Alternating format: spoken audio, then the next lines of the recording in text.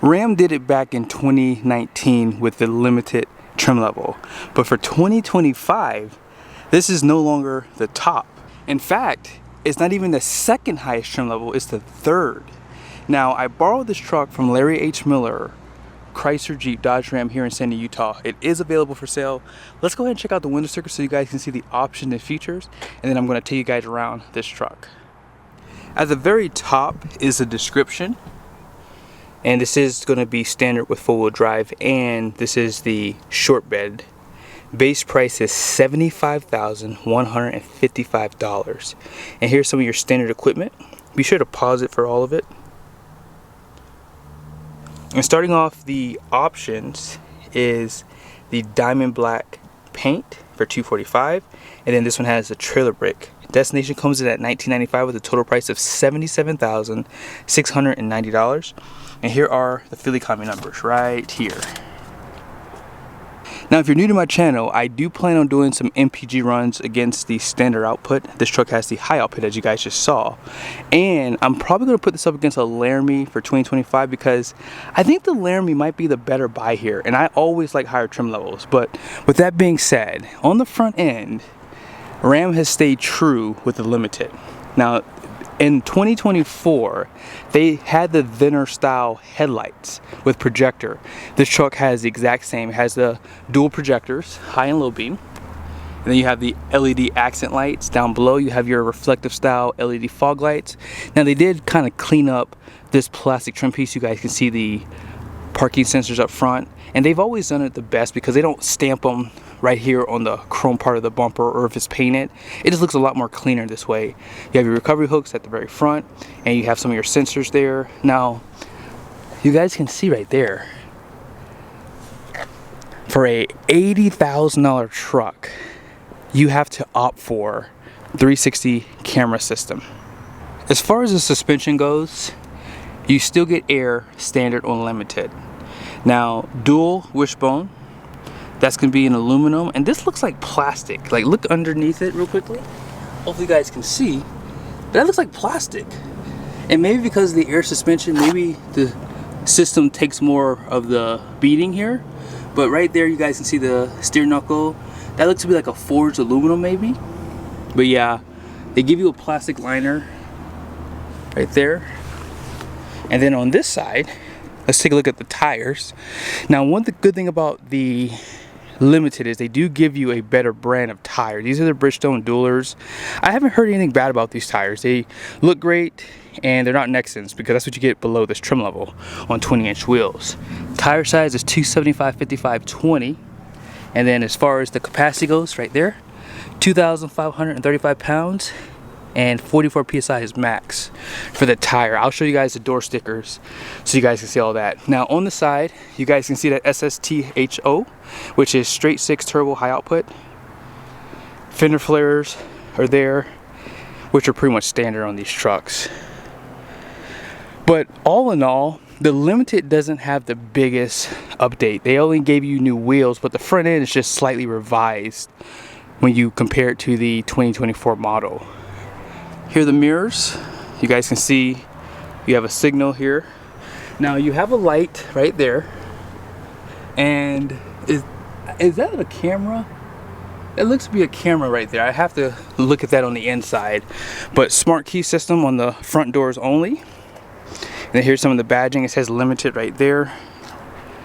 And then you have the power of the pull-bar running boards. One thing I like about Ram is they don't give you the chrome on those. They're just black, which I like a lot better. And just really quickly, here's the other side of the suspension. You can see that sway bar a little bit better. 33-gallon fuel tank does come standard on limited for 2025. It might have done the same for 2024, I just can't remember. And also, you have to go 91 plus. So this truck would run off of 93 in other states. Now, if you are thinking about the Hemi, believe it or not, the Hemi still required mid-grade. So just keep that in mind too. So you're only going up a little bit more. Fender flares out back, and this truck does have the Ram boxes too.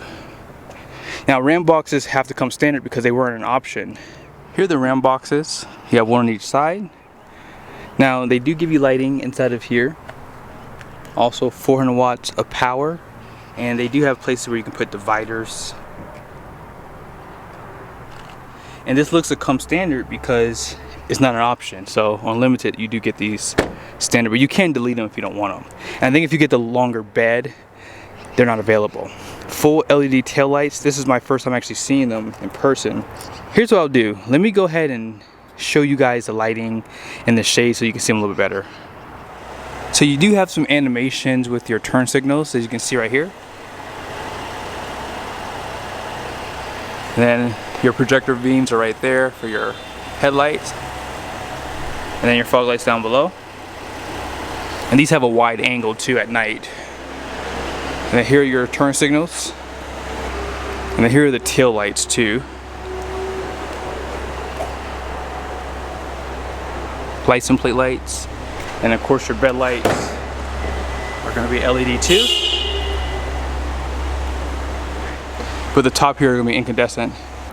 Out back, some of the revisions that they made were the tail lights, the bumpers, and then they now spell out Ram right here. They used to just have the Ram logo, limited badge, and then four-wheel drive badges right there. Rear parking sensors are hidden just like on the front. You can kind of see right there, this is where they restyled it at.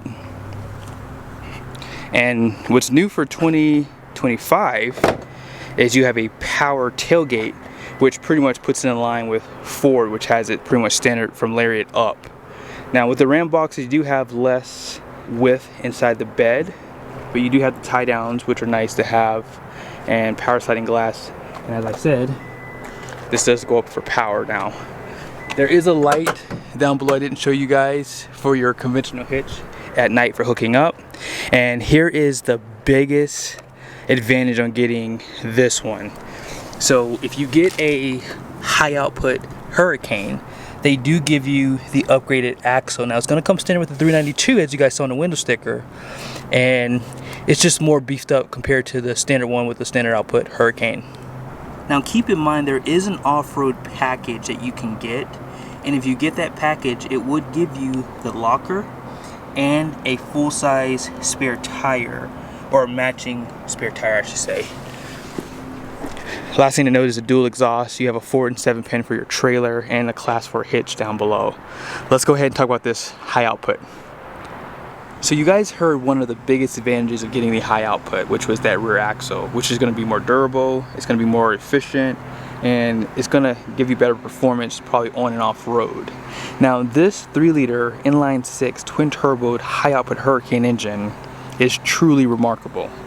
Ford was first to add a twin turboed V6 to their trucks, and I know back then I was young, so I wasn't really paying attention, but I can only imagine what people were saying back then, because men back then were a little bit different from what they are today.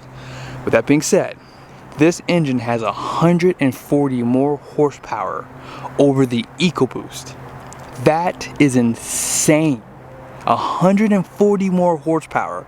To be exact, this engine has 540 horsepower and 521 pound-feet of torque. Now, Ford's EcoBoost has 500 pound-feet of torque. If you want to get the high-output version of the EcoBoost, you would have to go to a Raptor. Ram makes it available on their higher trim levels, so from limited up, you get this engine. Now, on this side, you guys will see the turbocharger. So you have one right there, and then slightly above it is the other one right there. Each turbocharger feeds 3 cylinders. Now this engine does have 9.5 to 1 compression, which is why you have to use 91 plus octane on this engine. Now on that note, let's talk about fuel injection for a second. This engine is just direct injection. Why did Stellantis do that? Now let's talk about Ford and Toyota. Their twin turboed 6 cylinders are going to be direct and port fuel injection. Now obviously port fuel injection is good because it does spray those intake valves. However, I did read yesterday that Stellantis might have been smart guys. They might have just figured out something on this engine. They positioned the fuel injectors centrally, which makes me believe that maybe, just maybe, the intake and the exhaust valves do get sprayed, which should help with buildup. But only time will tell if that's the case. Now, is this engine overbuilt?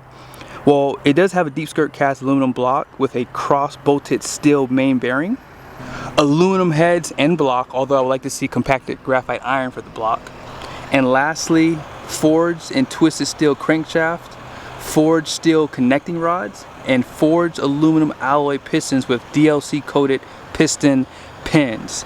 As far as cooling goes, they are using an engine mounted water to air charge coolers, dual water cooled exhaust manifolds, and a high flow ball valve thermostat. So at the end of the day, again, I think that Stellantis did a decent job with this engine, but only time will tell how it will hold up. Now that is a lot of engine talk right there. Whew. Now you guys see right here, I have to check the other standard output trucks. But you guys see they have some insulation on both sides of the engine bay. I'm not sure why they added that in there, or if it's even supposed to be in there, because I did run this truck through the car wash and that stuff is wet. So I don't know if that was a good idea. They probably should have put something a little bit more harder. But here's a quick look underneath. Hopefully you guys can see that 8 HP 75 8-speed transmission, which is basically a carryover. That's the transfer case right there. Yeah. Let's see on the other side. I want you guys to see the exhaust manifold. So there are the exhaust manifolds.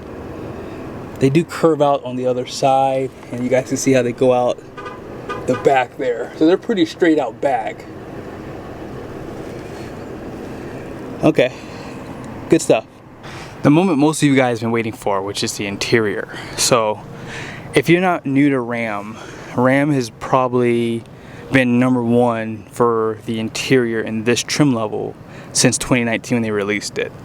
The fit and finish, the real leather material and wood trimming is top notch. And I've seen these trucks with 100,000 miles on them. I haven't had a chance to really do videos on them, but the interiors just hold up extremely well.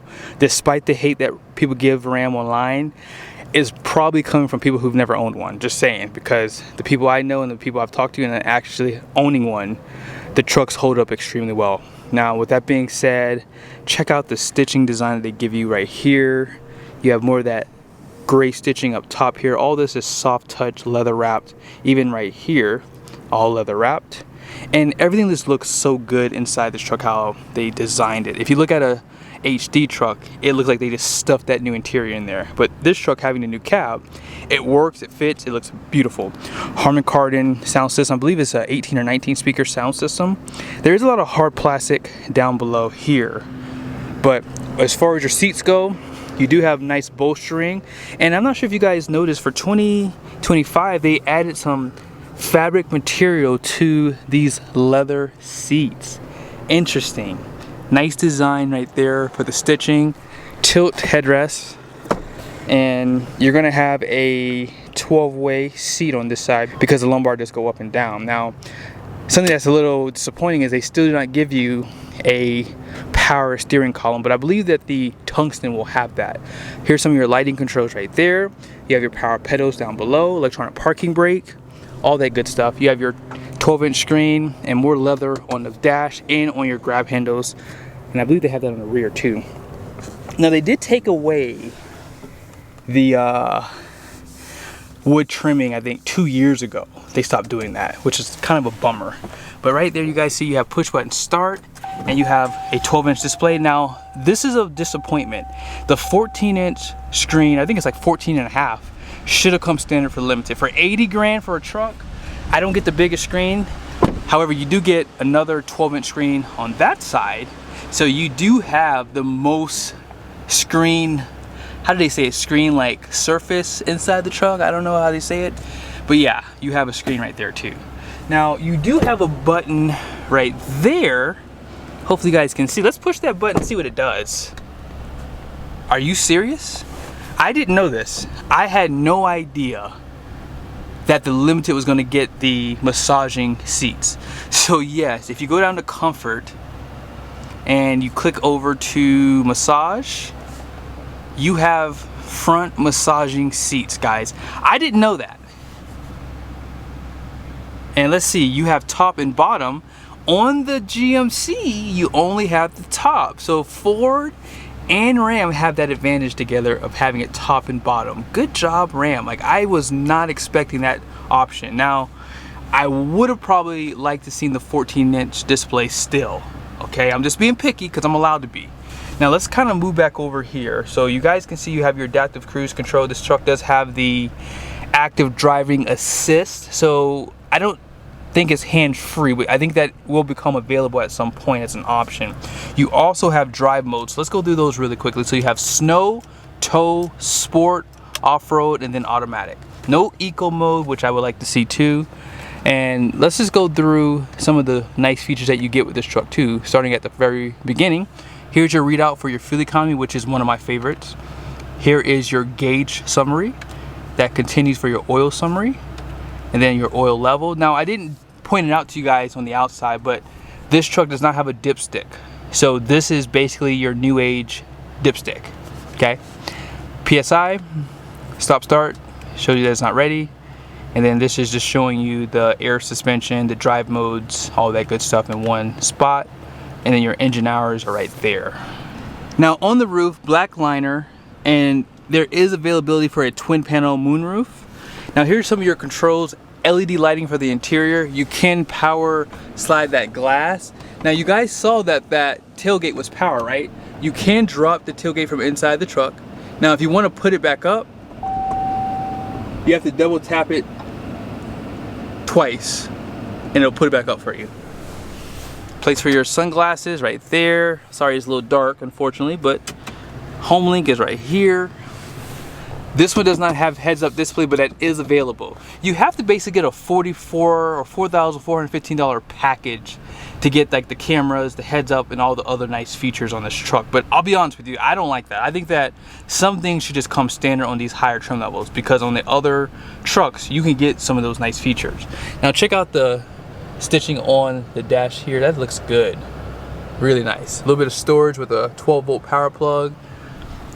And if you take a look at the screen, they have some of the best infotainment here. I can't wait to play with the 14-inch screen. But if you want to turn on that screen on the passenger side, you would just basically go to, where is it at? I think I saw it earlier today. Here it is, control. So passenger screen, and there's a button on the side, but we'll get there in a second. Here's your air suspension, nothing new there. Traction control, you have your front rear parking sensors. Trailer brake was an option on this truck. You have 4 automatic now too. And then a little bit of storage right there. And you guys can see, love the covers that they give you for your cup holders and the storage there. They have the best center console, very deep, well organized. You have dual wireless charger for your phones. Oh, hold on, I have 2 phones now. Hold on one second. That's pretty cool. That's pretty cool. Now 115 volt plug down below. And inside of here, it keeps going. You have a little bit of storage there with a USB. The armrest, it was amazing. Limited badge there. Let's go ahead and jump over to this side. So this screen here is really to help co-pilot. Now if you look to the side, you can't even see the screen from the driver point of view, which is a nice safety feature to have. Now you can swipe it this way. If you want to see the cameras, you can do that. So this will be nice for the HDs. Like, so if you're towing a trailer and you want to check on, if you have a gooseneck or fifth wheel, you can check on it from this point of view, which is nice. And also you have some devices. So there was an HDMI right there. So if you want to play a Fire Stick or something like that, you can play it off of here.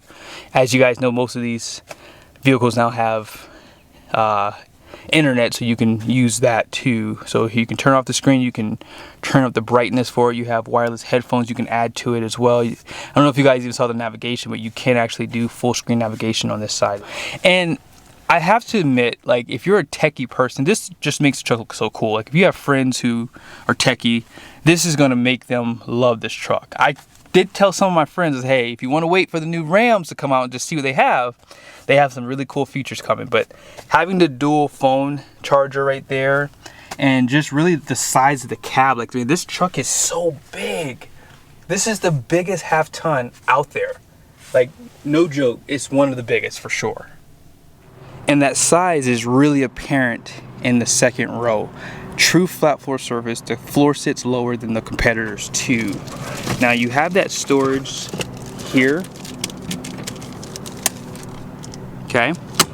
and then you have your tie downs. Now if you're thinking about buying a Ram truck, do not delete these floor mats. The way you delete them is by ordering the all-weather floor mats.